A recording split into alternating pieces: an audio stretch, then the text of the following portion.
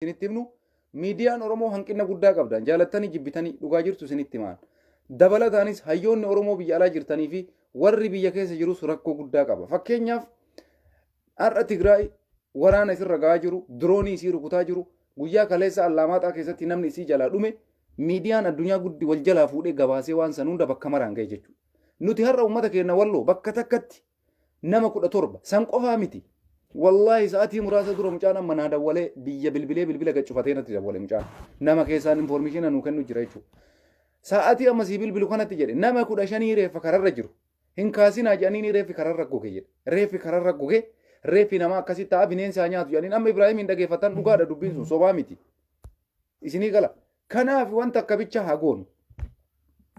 Gaafa walloon injifate wajji gammadaa turre, wajjiin lafa dhiitaa turre, walloo dhiiraa sanyii gootaa jechaanii turre. Har'a san jechuun hin dirqama kenna.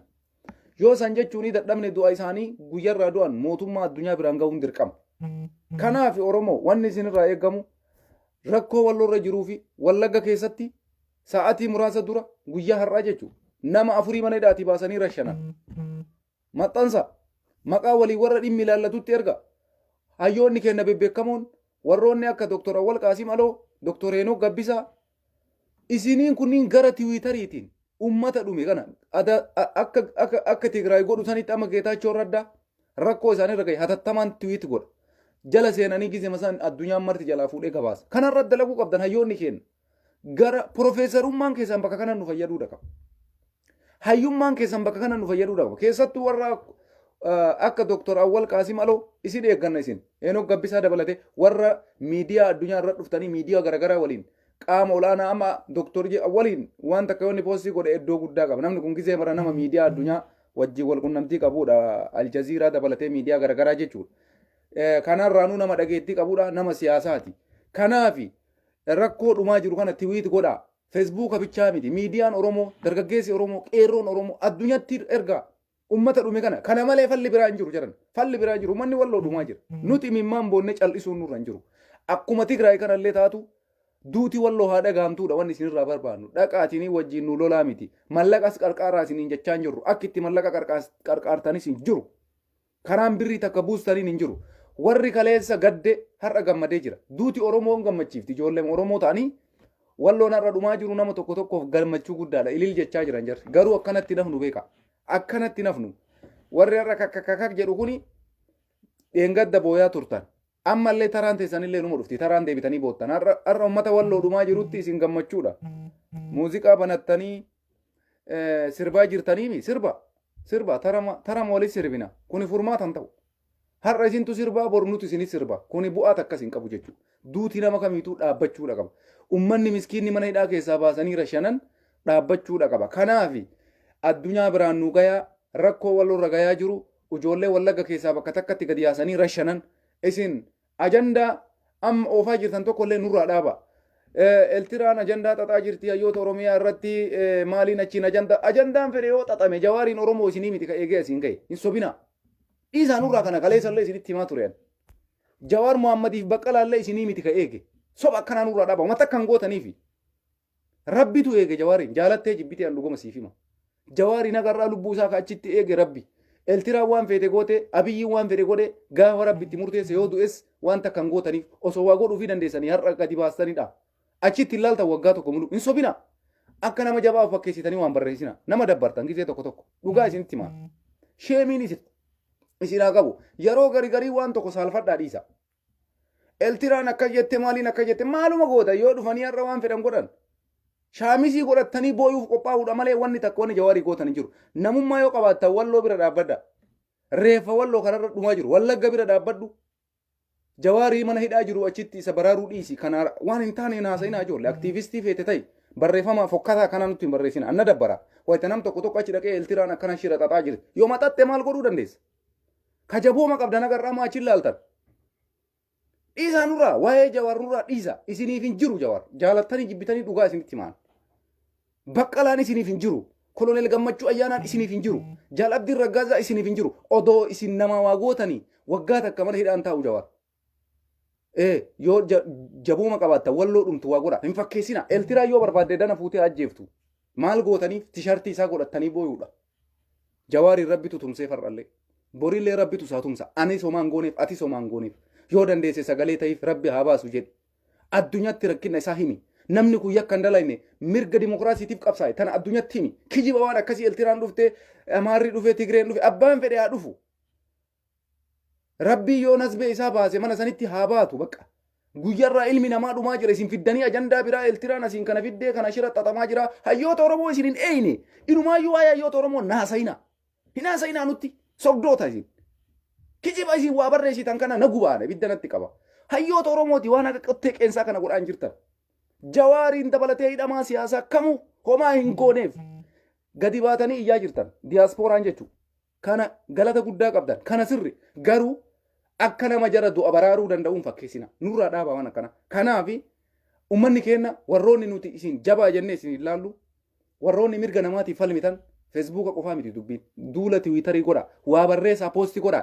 nasbee namaa ijoollee har'a wallaggatti rashanamte nama afurii mana hidhaatii bayanii akka rashanaman barreessaa poostii godha Dr. Awwal Qaasimalo hujiin kee kana hojjadhu Heenok Gabbisaa hujiin kee kana hojjadhu Odaa Tarbii hujiin kee kana hojjadhu Iskeel Gabbisaa hujiin kee kana hojjadhu itti aanaa haftee hojjadhu Tsaggaayee Araarsaa hojjadhu hundi keessan kana hojjadha bakka nurraa dhiisa waan biraa waan nun fayyanne naasa'ina Jawaariin yoo edana ajjeesan wallaahi billaahi dhugaa isinitti himaan homaa godhuuf hin dandeessan yoo waa godhuufi barbaaddan silaa Jawaar haga yoona achitti hin dararamu nuti marti waan goonuu dhabnee fi kaleessa humna itti dhabnee itti dhiifne sii gala kanaaf waa'ee Jawaar faa lafa kaaya Jawaar yoo ba'es yoo du'es seenaa dalage taarika dalage Oromoo namni Oromoo qabsaa'e Oromoo biratti kabajaan qabu dhugaa siif hima har'a seenaa tokko waatu na gaddisiise aariitu natti jira Aayishaa Goobanaa Aayishaa Muhammad jechuudha intala qabsooftuu badda baalee du'a isii irratti mee mootummaa Oromiyaa tokkocha gadda isii dhaabate garte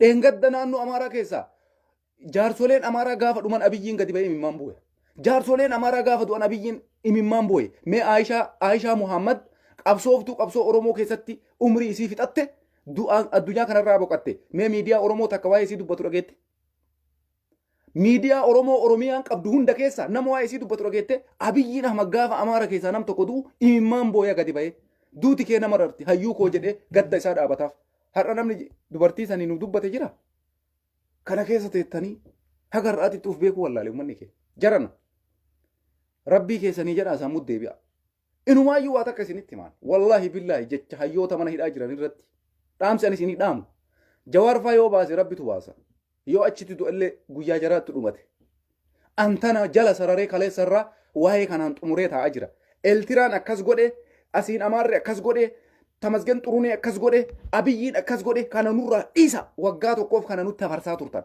dhiisaa Jawaar yoo lubbuun isaa baate gaafa san lubbuun baatee nutti hima yoo dandeessan akka godhaa jirtan diyaaspooraan sagalee tayaafi akka dandeessan akka mirga namaa namni nama falmatutti falmadhuuf rakkoo isaa kaleessa sin beeyta addunyaan dadhabdee itti dhiifte har'a addunyaan kaleessa waan gaarii dalagan murtee dabarsan kanarratti akkam goonee addunyaa biratti nutis marmaaraa kana keessa akka galluu irratti dalaguun nurra jira malee cal jetteetuma Jawaaritti waan akkasiitti dhufaa jira bakka maali oduu malee maal godhaa jirtan ijoollee irra isin bira kichuu gayyaasanii rashananii nam tokko hiriira gadi bayaan jiru Oromoo ijoollee Wallaggaa dhumte Oromummaaf dhumte Walloo keessatti namni 17 bakka takka rashaname Oromummaaf rashaname namni 15 kararratti ajjeefamee in awwaalattan asitti goggogee bineensa nyaatu jedhanii bira taa'aa jiran suni Oromummaa isaaniitiif yakka takkan qaban maa addunyatti hin himne kan warri afaan qabu warri miidiyaa qabu Tigraay rakkina isaanii har'a waan isaanirra ga'e guyyama san miidiyaan addunyaa marti irraa dubbata Allaamaxatti kaleessa dirooniidhaan rukute Abiyyiin Ahmad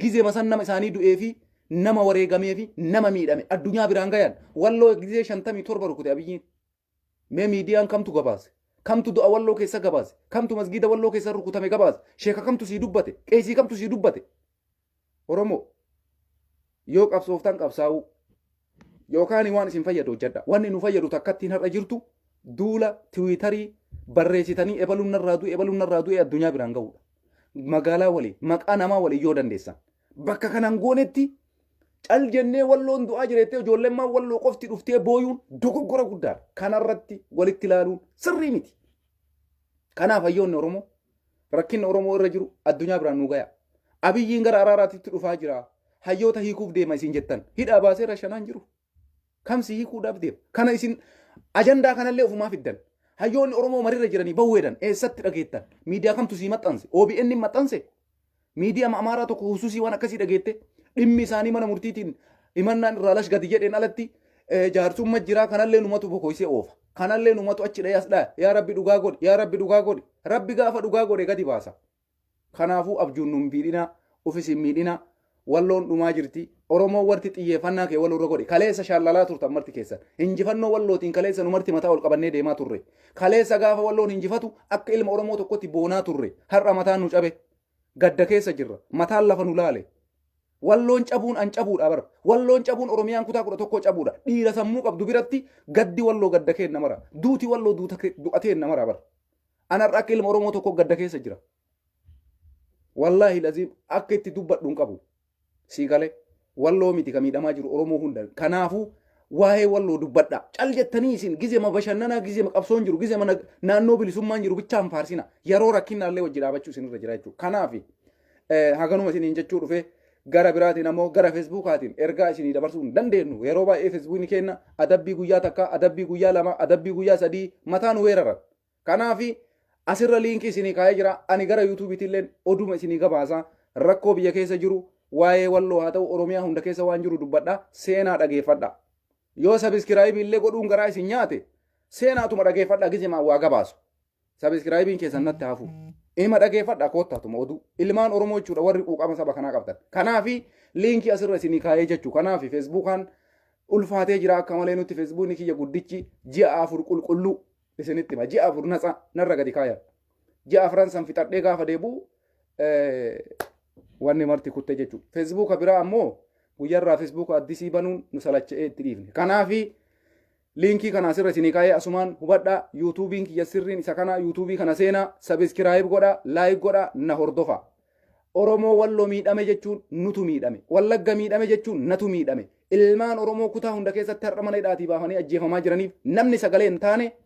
gadda guddaadha miidiyaan oromoo kanarratti xiyyeeffadha addunyaa biraan gayaa warroonni akka seenaa jinjimoo seneetaroota ameerikaatti dhiyeessan sa'atii ammaa kanarraa uummata walloo rashaname maqaa fudhadhaa galmeessaa galcha gabaasa addunyaa biraan nu gayaa kana hojjedha yoo kanan ta'in nuti waa maraanuu zeero bakka callaa waa'ee jawaarfaa dhiisaa irraanfadhaa jiran oromoo jawaar yoo du'e barra gadda kana argurra du'a filata jawaar dhugaasii fi maaliin ati wanni itti jawaariin hidhaa baasuudhaaf maraattu jawaar gadi bahee mana hidhaati ummata oromoo guyyarraa hidhaa baasee rashanamu argurra achitti du'uu filata beeyta akka kana taate Baqqalaan Garbaa koloneel gammachuu ayyaana dhiira akkasii akka taate beeyta jaalabdii raggaasaa dhiira akkasii akka taate beeyta gadi bahee oromoo guyyarraa mana hidhaatii baatee rashanamtu argurra du'a filata jawaar du'a filata Baqqalaan du'a filata Hamzaan Boorana dhiira akkanaa tanaaf har'a asii olii gaddutta yoo qabsoofte qabsaayi jaalatanii mana hidhaa ta'an jiranii bar aangoo fi miti bar oromummaa kee ka ittiin du'aa jirtu kana bilisa si baasuuf achi jirtii bar jawaarfaa qawwee qabattee lolle kana beeyta jawaar qawwee qabateetii fi barka hidhaa jiru kilaashii qabateetii fi barka mana hidhaa jiru no dimokiraasii dhugaa biyya Itoophiyaa keessatti haa dhufu jedhee falme Amaaraafis hin falma Tigreefis hin falma Oromoos hin falma sabaaf sablammii biyya san keessa jiru hundaa falma Jawaar Mohammad siigala kanaafi dubbii Jawaar nurraa dhiisa wallaahi tana garaa gabsi godha laal Jawaar hiikamuu caala laal ummanni Oromoo nagaa hin jiraachuutu murteessaa Jawaarii fi Baqqalaan hidhaa bahuu caalaa walloon har'a rashanamtu tana rashanaan kun irraa dhaabachuudha wallagga keessaa hidhaa baasanii ilma hiyyeessaa du'utu dhaabbachuu qaba tana dura dursi Jawaar jechuun kutataa sabaati nama lubbuu isaa haga qottee qeensaa kanatti likkineedha oromummaan kiyya yoo naan kabajamin duuti oromorraa yoon dhaabatin oromoo duutu argurra du'a filadha jedhee nama murteessee mana hidhaa jiruudha Baqqalaanis maandeellaa keeti hin booyin dhiiratanniiniif hin booyin jara kanaaf fotoon keenyarra onnee keenya keessa jiran jarri kun fotoo isaanii qofaa miti girgiddaa mana keenyaa irra jiru onnee keenya keessattis mana nu ijaaratanii jiran jechuudha warqiidhanuuf jarri kun jaraaf hin booyin hiyyeessa sibiraa guyyarraa mana gabbaasanii rashanii booyi jarri seenaa dalagan yoo jiraatanis yoo du'anis ani dhaamsisii dhaamu kana waa'ee Jawaar irratti waa'ee Jawaar warran beenetu Jawaariif booya waa'ee Baqqalaa warran beenetu Baqqalaaf booya goota keenna dhugaa yoo jiraatan nu fayyadan yoo gadi bayan nu fayyadan hayyu garuu sii du'u argurra sihii saamamu argurra sihii beelawu argurra du'a filatu jarri kun siif jecha hidhaa jiru siif jecha mana hidhaa ofitti murteessanii ta'aa jiru osoo abiyyiidhaan har'a walii galanii borganama ambaasaadara Itoophiyaa ta'a Jawaar Mohammad borganama afu gubaayii ta'a Jawaar Mohammad borganama dubbii himaa ministeera alaa ta'a Baqqalaan Garbaa borganama ajaja humna waraanaa ta'a kolonel gammachuu ayyaanaa jaal abdii raggaasa kana godhuu wallaalle nuti kaayoo abboota keenyaa kakaleessa irraan gorru duunee dhabamnee taarika keessa seena jedhanii warra lubbuu kenneedha. Walloo rashanamtu dhiibtee propagaandaa jawaariin oofin. Wallaggaa rashanamtu dhiibtee propagaandaa jawaariin oofin. Warri biyya keessa jirtullee gadi bahii qabsaa yoo qabsaa'uu barbaaddan yookaanii ani dhaamsi isin dhaamu kana walloon rukutamuun an akka dhuunfaa kiyyaatitti hamilee ittiin socho'uun qabu isin jechuu kiyya mooraliin nu cabe hamileen nu cabe gadda guddaadha kun wallaahi gadda guddaa ilma Oromoo taate gaddu sirra jira haa shaallalu warri Oromummaa isaan beeyni haa gammadu warri Oromummaa isaan beeyni maal akka walloon taate warri hin beeyne haa shaallalu haa lafa dhiitanii warra san waliin kanaafi haganan lalle isinitti hin dheeressu Oromootiyya galatooma ulfaadhaa sa'atii baay'ee hin qabnu laayivii gara yuutuubiitiin isinii dabarsee jira dubbiin jabaannaan as dhufee feesbuukii kiyya guyyarraa adabbii guyyaa 2-3 na kennaa sababa kanaaf feesbuuka fayyadamuu baay'een dhiisee jira yuutuubiidhaan seenaan hordofaa isiniin ja'a galatoomaa fayyaataa waliigalatti walloodhaaf wallaggaan irratti xiyyeeffadhaa warri ala jirtu diyaaspoonaan Oromoo irratti dalagi ima waccaniin dhiisina qaama dhimmi ilaallatu biraan gaya rakkoo Oromoo jiran qaama dhimmi ilaallatu yoomiif isin lakkaanna nuti yoomiif isin lakkoofna yoo isin dhimma keenya kana fuutanii addunyatti hin geessin hayyuu keenya yoomiif siin jenna rakkoo akkanaa tanaaf guyyaa xiiqii kanaaf ani walloodhaa qawwee qabadhu lol isin jechaan jiru saantibii kenni isin jechaan jiru birriin osoo ati irra kennite jara bira gahuu hin dandeessu obboleessoo sagalee nuu ta'ii isin jechaa jirra sagalee nuu ta'ii du'umateen addunyatti himi namni ganaa du'e addunyatti nu himaa isin jechuu jirra himaa addunyatti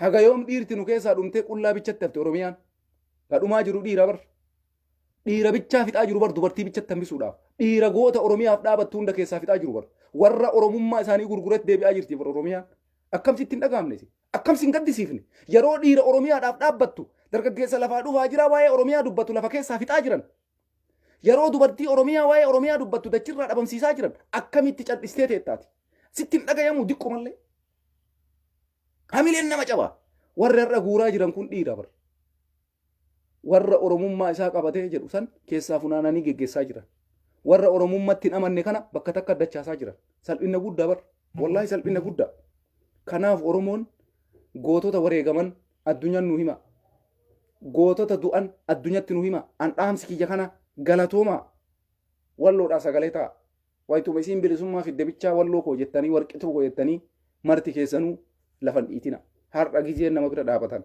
har'a gizeen namaa booyan har'a gizeen namaa iyyan har'a gizeen namaa gaddan har'a gizeen waan qaban hunda namaa dubbatan warroonni un waakkatanii duula mililik filatan kakkakka nu jedhan nu jala deemanii warroonni Oromummaa isaanii gurguranii mililikiin fudhatan kakkakka jedhan nu jala deemanii warra maalummaa isaan beeyni ani maalii warra hin beeyni Oromoodhaati yoo jetteen warra siin jedhu akkamitti Oromoodha yoo jetteen deebisuu nama hin dandeenye jara kanneen tunu keessa baay'ate kana wajji miliyoona 60 jennee har'a gubachaa jirra jechuudha. Agartee namni afaan Oromoo dubbatu marti Oromoo miti jaran. Oromummaan sabboonummaa si barbaachisa. Oromummaan kaayoo si barbaachisa. Oromummaan akeeka si barbaachisa. Nama afaan Oromoo dubbachuu miti. Kanaaf jara kana nu keessa baay'ate. Jara kana tuyyuu nu keessa baay'ate xilaataa nu kenne. Kennatu nu gurgure. Kennatu nu kenne. Osoo kennan kennu jedhee namni dabarsee nu tuqun jiru. Osoo kenna lakki jedhee dabarsee namni nu kennu jiru. Kenna kan waliin kolfee afaan Oromoo dubbatutu dabarsee nu kenne goota kenna nu keessaa guuree balleessaa jira. Kanaaf Oromoo biyya keessa warri jirtan gadi baatanii falmattaan falmachuu isin kaleessa illee isin iyyine isin dadhabne warri dhiira ta'e isin keessaa guurame walitti hafaa jirtan dubartoonni dhiirri isin keessaa saabataa jirti.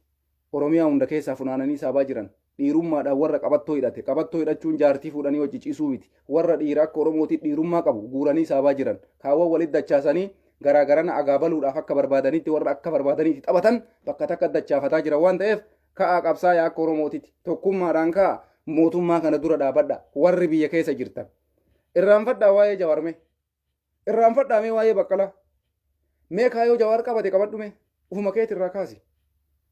Jawaar maaliif mana hidhaa jiraa bee adda baafadhu dura. Hindu'aa bor ajjeefama iftaan ajjeefamaa dhiisime. Jawaar maaliif mana hidhaa jiraa adda baafadhu jalqaba.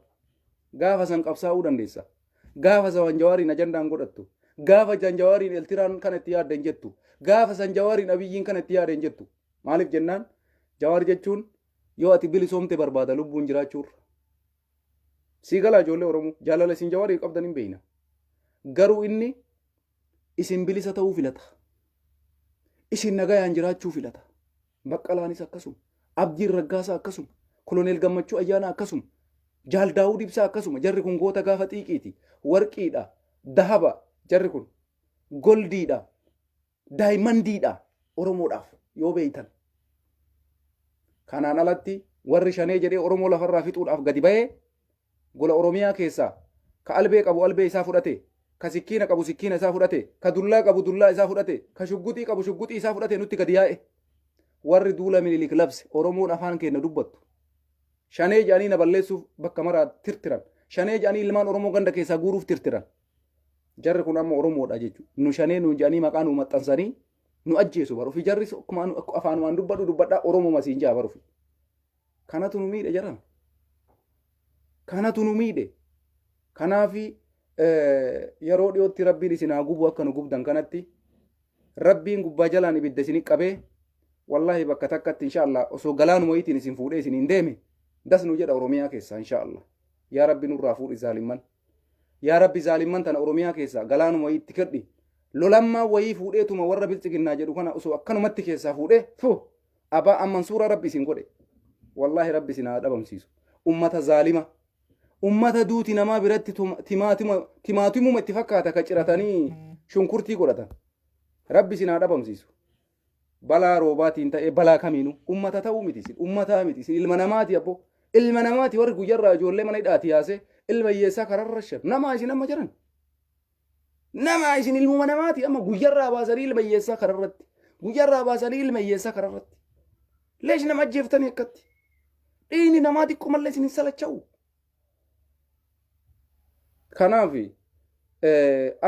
akkanatti nafnu akka boonnetti akka gaddinetti akka nu gubdanitti naftanii guyyaa tokko isinis ima gubattu. Wallahi dhugaa isinitti hima. Yaa Abiyyi Ahmad, yaa Shimallis Abdiisaa akkanatti naftanii galatooma yeroo baay'een qabu sa'aatiin na biraa deemee jira ganama dalagaa deema. Ulfaadha. Garuu miidiyaan Oromoo callisina hayyoonni Oromoo maqaa ijoollee kana fudhadhaatiniin kallattii hundaan duula kanarratti akka isaan hirmaatan duula tiwiitariidhaan nama itti hirmaachisu osoo hin taane dhuunfama keetiin hayyoonni Oromoo tiwiitar godha. Addunyaan ilaaltii dhimma kana dhimmi ilaallatu biraallee nu gayaa kanarratti nu dalagaa isiniin jenna. Abboo Rabbiin mootummaa kana inshaAllah hin danda'a.